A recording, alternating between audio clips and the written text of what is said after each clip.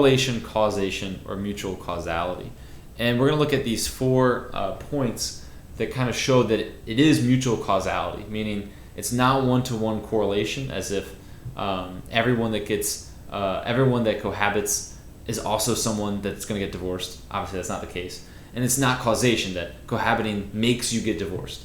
What it is, it's a mixture of both. Probably people that were already predisposed, let's say they have a low commitment ethos, right? That they're already predisposed to be fearful of commitments. They're more likely to choose cohabitation over a covenant marriage from the onset, right? But then there is a causal relationship there, that the more you live in a cohabiting lifestyle, never making firm commitments, never making a final decision, the easier it is to stay in that entrenched mindset of, well, I can always slunk out. I can always leave and exit, right? And that's going to be number 3, right, on our chart. So no, it doesn't cause you to get divorced, but it certainly it reinforces the mindset and the practices that lead to divorce, whether it's in couples that never lived together before marriage or couples who have. There are certain things that lead to divorce, right? It's not rocket science to why couples get divorced. There's pretty clear road markers that could show you, okay, hey, if you start checking these things off, the likelihood of you getting divorced is pretty high. And you can avoid them with some pretty simple tools as well. Okay, so let's look at mutual causality in a little bit more detail, and then we're done for today. Okay, we're done for the week. So the first one, we've kind of already talked about this, that cohabitation reinforces bad habits that will undermine your marriage. Think about from a positive perspective, right? So I've talked about the fact that I try to go running every single day. And if you get up at 4:30 every single day and go running every single day, it's actually pretty easy. At the beginning, it's quite hard and it was miserable. But now it's just a part of my routine, and it's really easy to do that from a positive perspective. The thought of me going to a gym to lift weights for an hour sounds dreadful. I don't want to do that. Why? I don't do that. But for some of you guys, it's the opposite, right? Like, that's what you go do. It's really simple. You go 3-4 times a week. But the thought of getting up at 4:30 to go for a run sounds dreadful, right? That's because the habits that you build into your daily routine are going to eventually become kind of second nature, right? And you always want those to be good habits, which we call virtues, right? Rather than bad habits, which are called vices.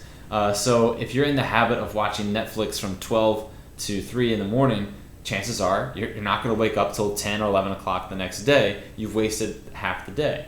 That's a habit that's tough to get out of, because you see how that cycle starts to influence the rest of your day, right? If you're not getting up till 11, well, you've already missed your chance to run, to get that early morning workout in. And then you're probably not going to go to bed early because you only got up a few hours ago. And so the cycle actually influences your future behavior. And that's where that mutual causality comes into play.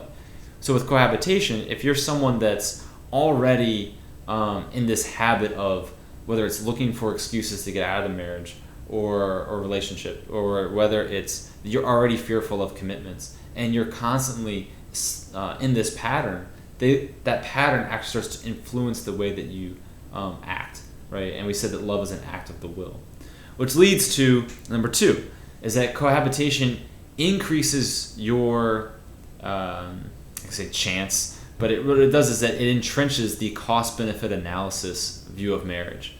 You're always looking to see, is this working out for you guys? Not just on the compatibility level, but on the, am I really getting something out of it? And we said that the reason the contract view of marriage is so deadly is that it's an internal gaze. It's always looking at yourself. What am I getting out of this? Not what can I give to this marriage. It's what am I getting out?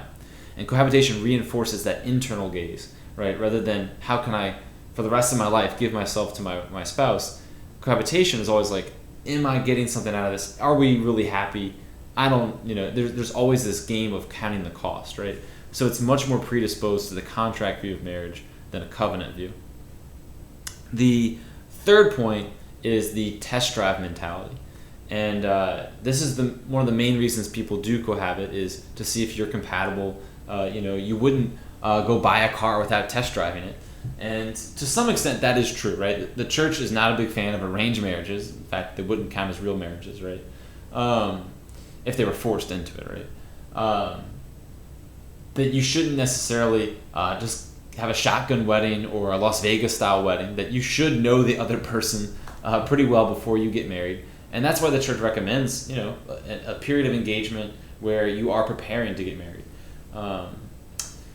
At the same time, the cohabitation view of the test drive relationship is when you guys are probably looking, or you've already bought your first car.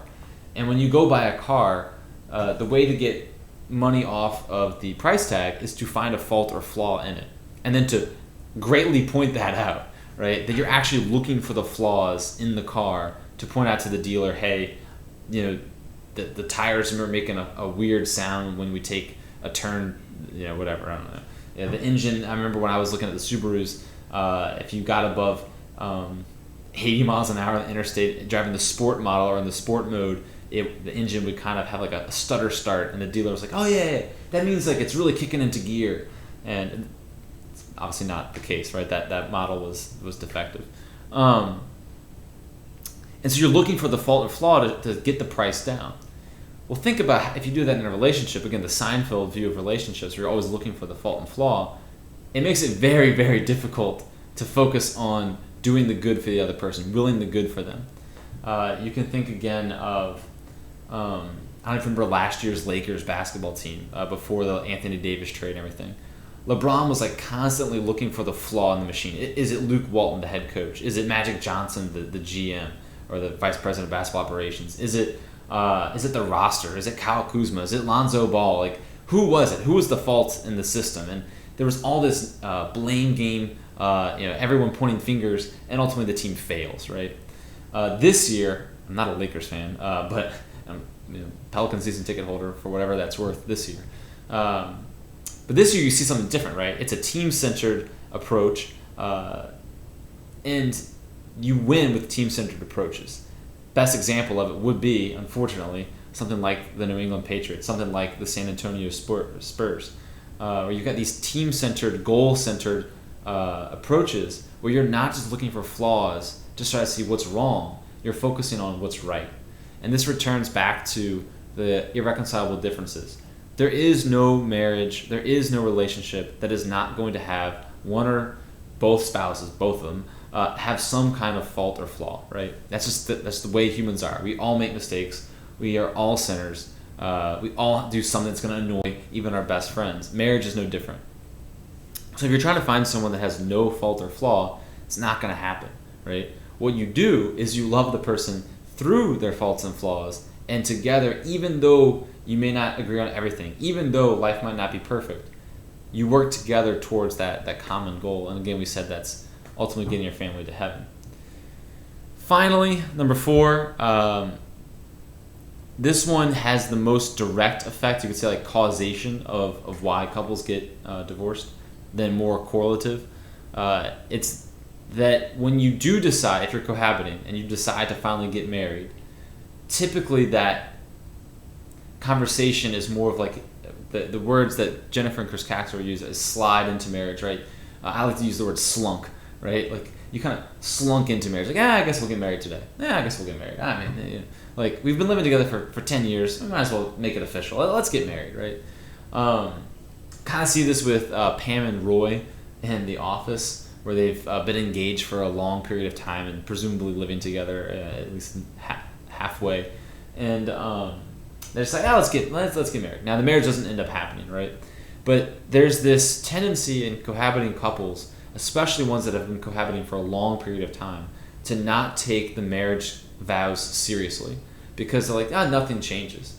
When I was working at Massey's on Carrollton, I had a coworker who was he was the assistant manager there. This is between college summers. That's how I pay for winter clothes. I was working at Massey's, and the assistant manager was like, my girlfriend and I we just got married, and so it's like, oh cool, how is it? Because he was the only one of us that was married. He's like, oh man, it's the same. I mean, you're living together before, you're living together after, nothing changes. You know what I'm saying? And it's always interesting, right? Like, well, if nothing changes, then why'd you get married?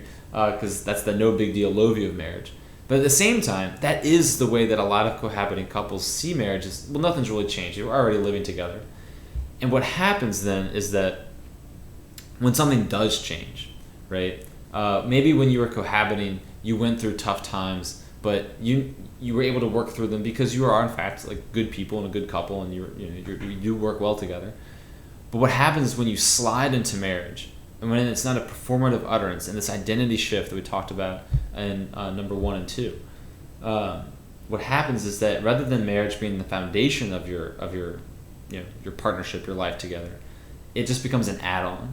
And so when it's your foundation, troubles come and go, but you can rely on your marital vows. You can rely on till death do us part. We're going to be in this together. If it's just something added on top, it's the first thing to go. Well, life was going great, and now something bad happened. What's changed? Oh, well, we got married. That must be the source of the problem. Or your first big fight post-marriage. Oh, it's now that we're married, things aren't as good as they were before. And that's another main reason why a lot of cohabiting couples do end in divorce. Finally, you might say, well, that's fine. I don't really care. Maybe things don't work out and we get divorced. That's when I want to return back to this other-centered approach to things. It's not just about you, right?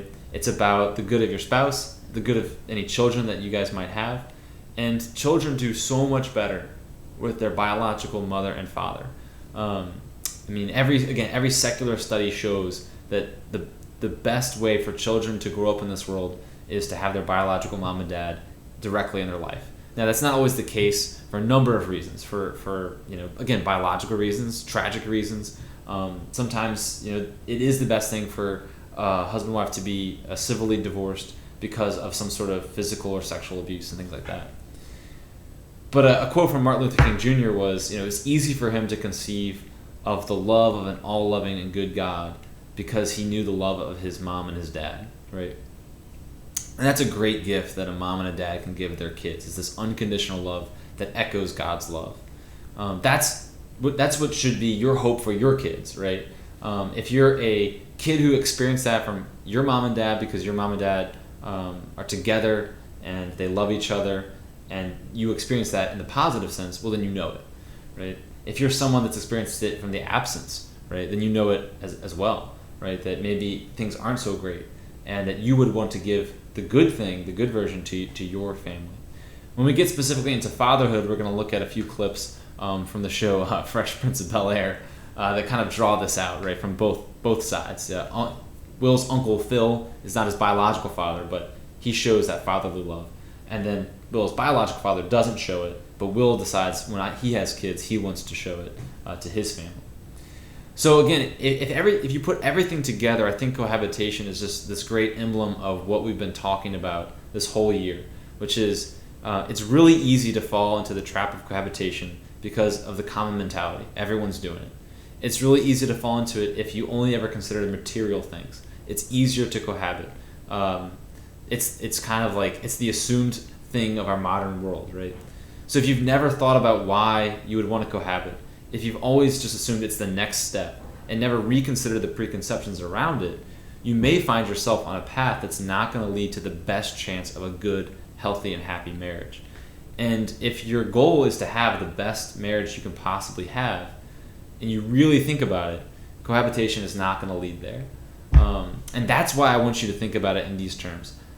Maybe it'll work if you say, the church says cohabitation is bad and it's a sin. That's true, it does, and it is.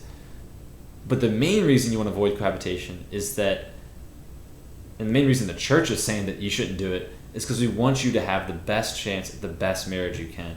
And if you avoid cohabitation, you're already setting yourself up for such a great opportunity for a great and happy marriage. There's a few more things that we're going to add in the next unit. Myths 5 and 6 are going to deal with sexual morality. And there's a few things that can bring your chances of having a successful marriage pretty much close to 100%, about 99, 98%, which is pretty wild. So we're going to talk about the positive virtues next week that you can do to help your marriage. And with that, guys, we'll have our end questions. Since we had the test yesterday, no journal just yet. We will have a journal on cohabitation and things like that, and a discussion maybe, but not right now. Okay, guys, enjoy your weekend. Monday night, I'll mention this on Monday's lecture, but Monday night, ESPN is replaying the Saints Falcons game, the first game back in the Dome. So pretty awesome game to watch since there's no sports. Okay, I will see you guys on Monday for that game and the lectures and things like that. All right, have a great weekend. Bye.